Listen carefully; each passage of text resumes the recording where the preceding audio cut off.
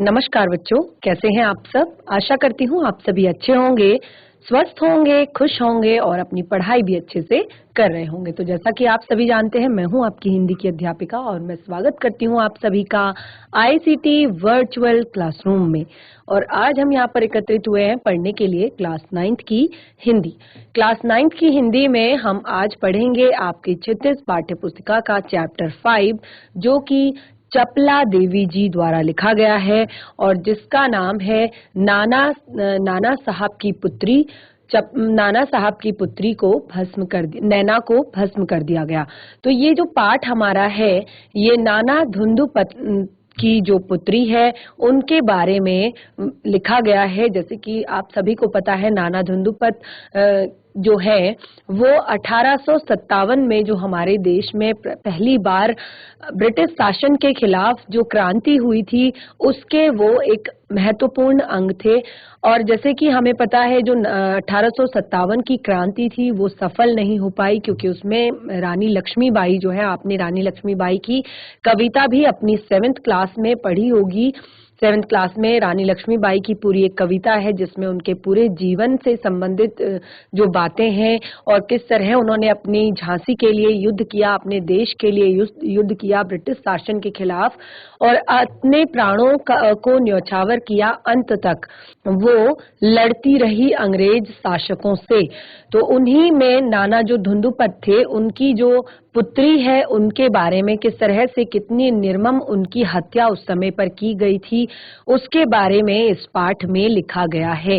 देखिए, ये पाठ जो है बहुत ही पुराने समय का पाठ है, लेकिन आज की जो किशोर पीढ़ी है उनको ये पाठ को बताना, इस पाठ को पढ़ाना और इस बात को बच्चों के साथ शेयर करना इसीलिए आवश्यक है क्योंकि जो हमारे देश के उन सब ने अपने प्राणों को न्यौछावर किया था अपने देश की आजादी के लिए, तो उन सब का जो बलिदान है उसकी गाथा आज के बच्चों को सुनाना बहुत ज्यादा जरूरी है, ताकि उनके जीवन में भी ये जो बातें हैं उनको कुछ नई राह दिखाए, कुछ उनके जीवन का लक्ष्य निर्धारित करने में उनकी सहायता करे। तो हम शुरू करेंगे ये चैप्टर, चलेंगे स्मार्ट बोर्ड की तरफ और सभी बच्चे ध्यानपूर्वक पढ़ेंगे।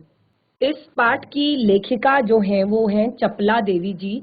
तो क्योंकि ये पाठ जो है स्वतंत्रता संग्राम है उस समय पर लिखा गया था और उस समय पर हमारे देश में बहुत सारे नए कवि, कवियत्रियां, लेखक, लेखिकाएं और कहानी लेखक, उपन्यासकार बहुत सारे नए उभरे थे। और उस समय बहुत सारे उपन्यासकार आए, कहानीकार आए, लेखक आए और कुछ टाइम बाद, क्योंकि जब ये सारी चीजें शांत हो गई तो एक तरह से वो कहीं गुम हो गए। तो चपला देवी भी उन्हीं लेखकों में से, उन्हीं राइटर्स में से थी, क्योंकि इनके बारे में, यहाँ पर इनके जन्म के बारे में, इनकी मृत्यु के बारे में या इनके लेखन के बारे में ज्यादा जानकारी यहाँ पर उपलब्ध नहीं है। तो जो भी इनका जीवन परिचय आपकी पाठ्य पुस्तिका में दिया गया है उसको हम एक बार पढ़ेंगे।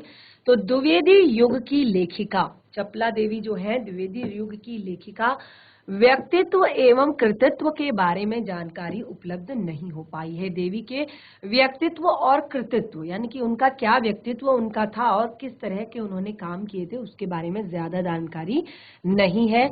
देखिए, जैसे कि यहाँ पर भी बताया गया है कि स्वतंत्रता आंदोलन के दौरान पुरुष लेखकों के साथ साथ अनेक महिला लेखकों ने भी अपने अपने लेखन से आजादी के आंदोलन को गति दी।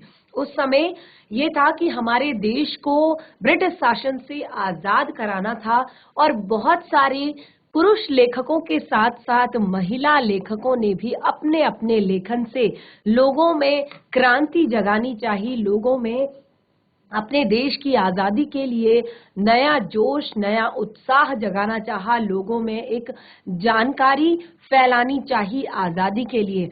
तो बहुत सारे इस तरह के लेखक लेखिका उस समय पर आए और न जाने कहाँ गुम हो गए और उनमें से भी एक चपला देवी भी रही।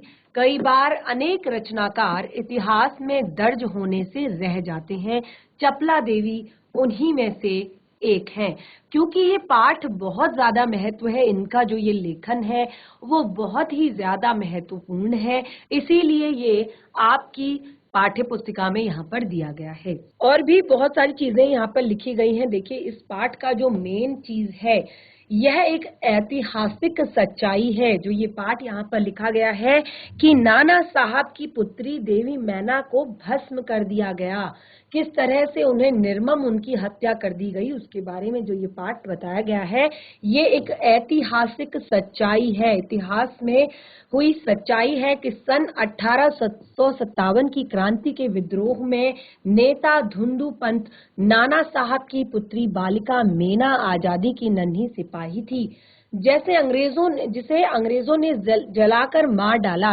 बालिका मेना के बलिदान की कहानी को चपला देवी ने इस गद्य रचना में प्रस्तुत किया है, और यह गद्य रचना जिस शैली में लिखी गई है उसे हम रिपोर्टाज का प्रारंभिक रूप कह सकते हैं। जो ये घटना यहाँ पर लिखी गई है उसे हम रिपोर्टाज, देखिए अभी तक मैंने आप लोगों को बताया कि हम जो भी पाठ पढ़ते हैं, कोई कहानी विधा में लिखा रहता है, कोई निबंध विधा में लिखा रहता है, कोई व्यंग में लिखा रहता है, कोई रिपोर्टाज होता है, अलग अलग तरह का हर पाठ जो है वो लिखा जाता है। तो ये पाठ यहाँ पर जैसे कि बताया गया है, यह रचना गद्य रचना किसी शैली में, जिस शैली में लिखी गई है उसे रिपोर्टाज का प्रारंभिक रूप, रिपोर्टाज यानी कि एक तरह से एक रिपोर्ट हम कह सकते हैं, और उसका भी प्रारंभिक रूप यहाँ पर लिखा गया है। तो किस तरह से ये घटना घटी, उसकी सारी चीजें, सारी बातें यहाँ पर बताई गई है कि सन 1857 के विद्रोही नेता धुंधु पंत नाना साहब कानपुर में असफल होने पर जब भागने लगे, जो आपने देखा होगा, जब आपने रानी लक्ष्मीबाई की कविता पढ़ी होगी तो उसमें लिखा था नाना की मुंह बोली बहन छबीली थी, तो यही नाना धुंधु पंत थे जो कानपुर में असफल हो गए, यानी कि 1857 की जो क्रांति थी, यानी रानी लक्ष्मीबाई की जब मृत्यु हो गई तो वहां की कानपुर की जो क्रांति थी वो असफल हो गई, और तब जब विद्रोही नेता जो धुंधु पंत थे वो भागने लगे तो वे जल्दी में अपनी पुत्री मैना को साथ न ले जा सके, यानी कि भागते वक्त वो अपनी पुत्री मैना को साथ न ले जा सके। देवी मैना बिठूर में पिता के महल में रहती थी, पर विद्रोह दमन करने के बाद अंग्रेजों ने बड़ी ही क्रूरता से उसे निरीह और निरपराध देवी को अग्नि में भस्म कर दिया। तो जब यहाँ पर से धुंधु पंत उस कानपुर शहर को छोड़कर भागने लगे तो जल्दी में वो अपनी पुत्री को साथ न ले जा सके, और देवी मैना जो थी वो बिठूर में अपने पिताजी के महल में, यानी कि धुंधु पंत के महल में रहती थी। और जब अंग्रेजों ने विद्रोह दमन के बाद, यानी कि विद्रोह को दबा दिया, विद्रोह का दमन कर दिया, रानी लक्ष्मीबाई की मृत्यु हो गई, और कानपुर का जो विद्रोह था, झांसी का जो विद्रोह था वो दब गया। तो उसके बाद अंग्रेजों ने, क्योंकि महल में जो राजा की बेटी थी वो अकेली थी, और बड़ी ही क्रूरता से उसका निरीह और निरपराध, ना तो वो कोई अपराध उसने किया था, ना ही कुछ धोखा उसने दिया था, तो उस निरपराध देवी को अग्नि में भस्म कर दिया गया। उस रोमांचकारी वर्णन पाषाण हृदय को एक भी बार द्रवीभूत कर देता है। उसका जो रोमांचकारी वर्णन है, यानी कि उसको मारने का जो रोमांचकारी वर्णन है वो पाषाण हृदय, यानी कि किसी भी पत्थर दिल को भी एक बार द्रवीभूत कर देता है, यानी कि पिघला देता है। तो किस तरह से हुआ ये कानपुर में जो भीषण हत्याकांड हुआ, कानपुर में भीषण हत्याकांड करने के बाद अंग्रेजों का सैनिक दल बिठूर की ओर गया। बिठूर में नाना साहब का राजमहल लूट लिया गया, उसमें बहुत थोड़ी संपत्ति अंग्रेजों के हाथ लगी। इसके बाद अंग्रेजों ने तोप के गोले से नाना का महल भी भस्म कर देने का निश्चय किया।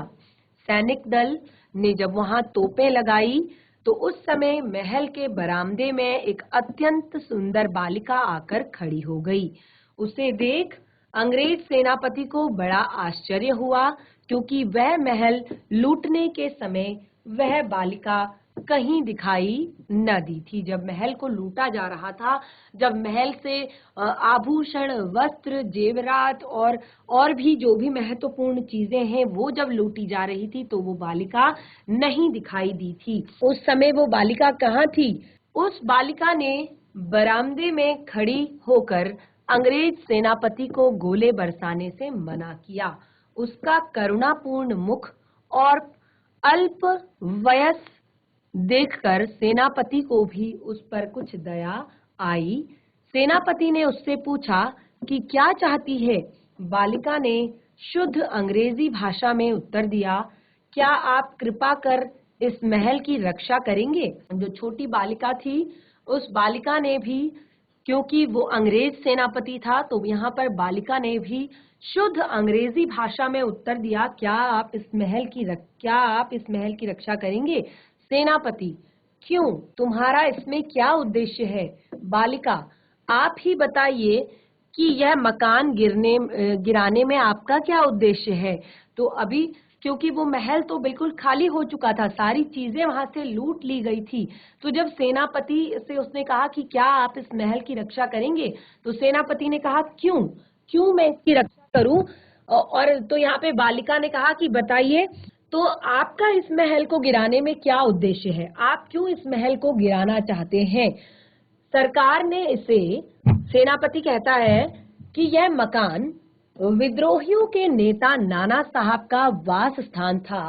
सरकार ने इसे विध्वंस कर देने की आज्ञा दी है। अभी जो सेनापति है उसने बताया कि ये जो मकान है ये विद्रोहियों के नेता, क्योंकि उस समय जो जो वहां पर झांसी में और कानपुर में जो भी विद्रोह प्रारंभ हुआ था, शुरू हुआ था, उसके जो नेता थे, प्रमुख नेता, वो नाना धुंधुपंत ही थे।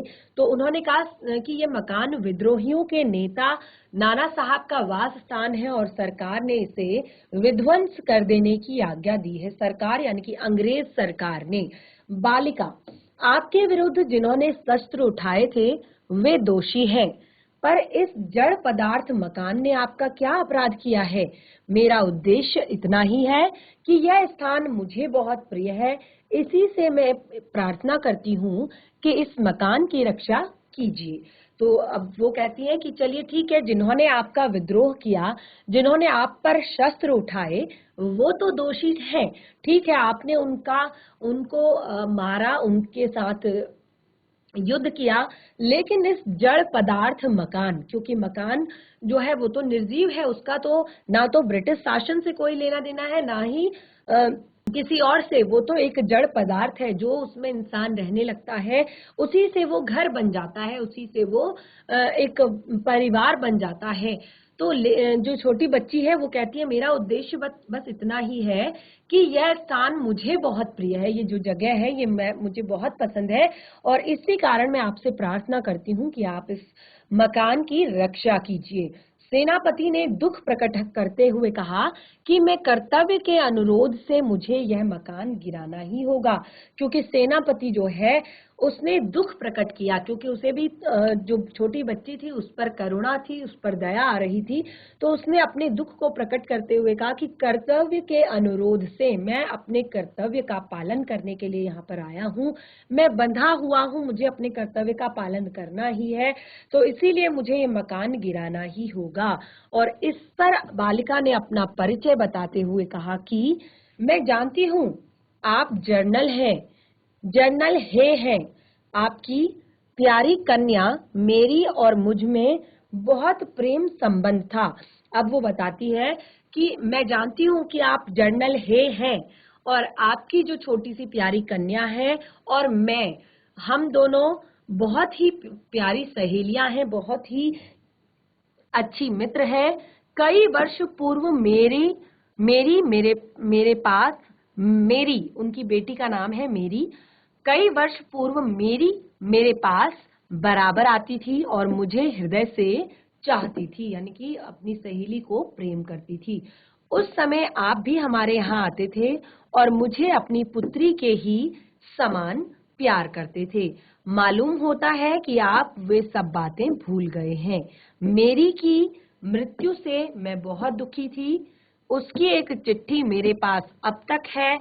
यह सुनकर सेनापति के होश उड़ गए और उसे बड़ा आश्चर्य हुआ और फिर उसने बालिका को भी पहचाना और कहा, अरे यह तो नाना साहब की कन्या मैना है। सेनापति हे कुछ क्षण ठहर कर बोले, हाँ मैंने तुम्हें पहचाना कि तुम मेरी पुत्री मेरी की सहचरी हो, यानी कि सहपाठी हो, साथी हो। किंतु मैं जिस सरकार का नौकर हूँ उसकी आज्ञा नहीं टाल सकता। मैं तो तुम्हारी रक्षा का मैं भी मैं तुम्हारी रक्षा का प्रयत्न करूंगा।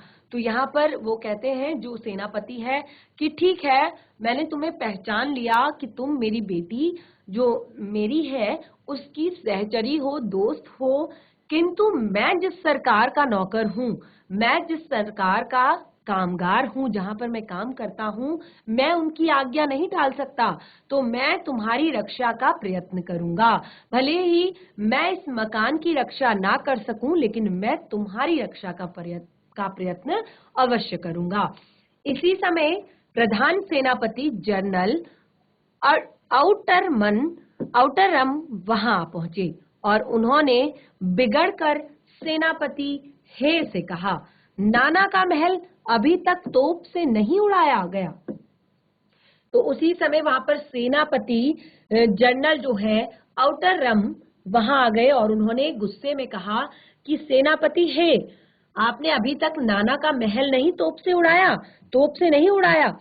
सेनापति हे ने विनय पूर्वक कहा, मैं इसी फिक्र में हूं, किंतु आपसे एक निवेदन है, क्या किसी तरह नाना का महल बच सकता है?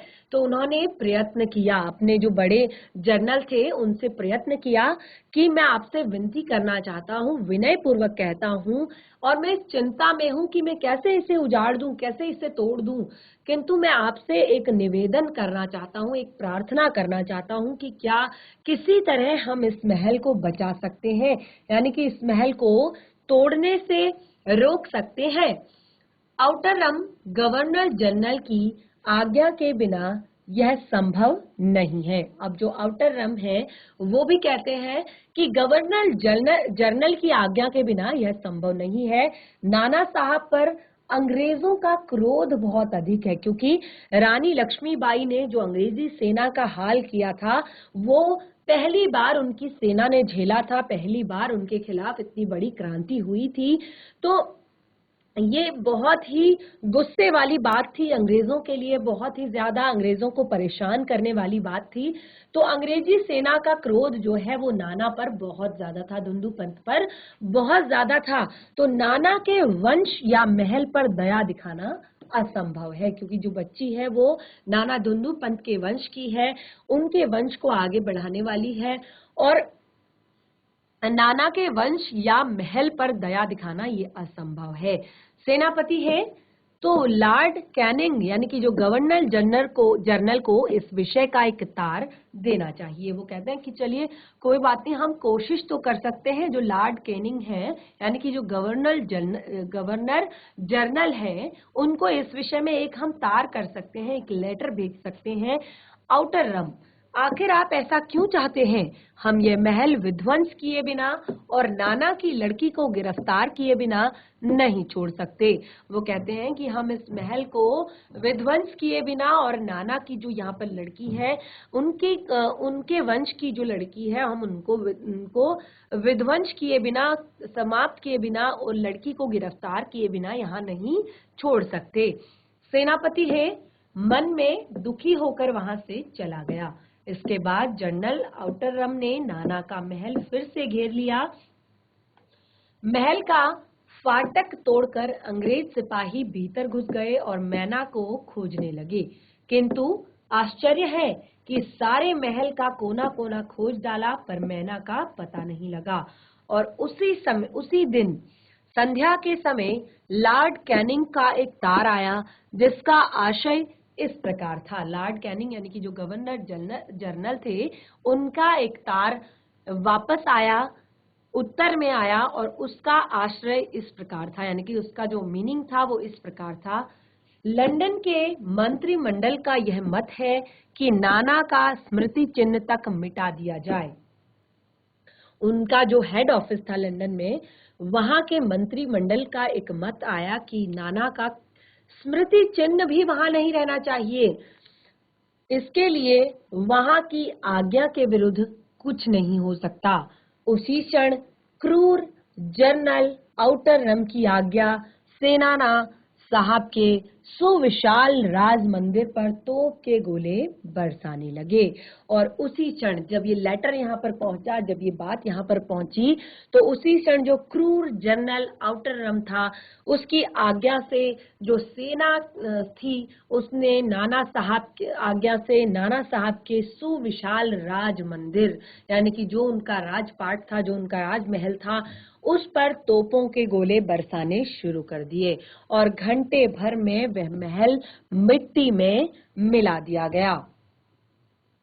उस समय लंदन के सुप्रसिद्ध टाइम्स पत्र में 6 सितंबर को यह एक लेख में लिखा गया, बड़े दुख का विषय है कि भारत सरकार आज तक उस दुरांत नाना साहब को नहीं पकड़ सकी जिस पर समस्त अंग्रेज जाति का भीषण क्रोध है।